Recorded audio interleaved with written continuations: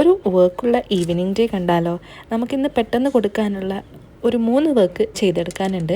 ആദ്യം വരുന്നത് ഒരു വിനൈൽ സ്റ്റിക്കറാണ്. ഇപ്പം ഞാൻ കട്ട് ചെയ്യുന്നത് ക്രിക്കറ്റ് മേക്കറിലാണ്. നമ്മളുടെ പുതിയ ക്രിക്കറ്റ് മേക്കർ ഉപയോഗിച്ചിട്ട് സ്മാർട്ട് വിനൈലാണെങ്കിൽ മാറ്റൊന്നും ഇല്ലാതെ കൂടി കട്ട് ചെയ്യാം കേട്ടോ.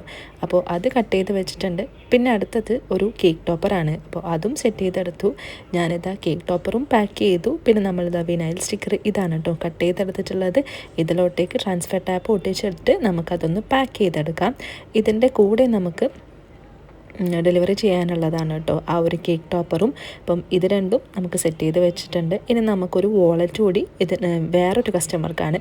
ഈ ഒരു കസ്റ്റമേഴ്സൊക്കെ ഇവിടെ വന്നിട്ട് ടേക്ക് അവേ ആണ് കേട്ടോ. ഇങ്ങനത്തെ ചെറിയ ചെറിയ ഓർഡേഴ്സൊക്കെ തരുന്നവരൊക്കെ ടേക്ക് അവേ ആണ്.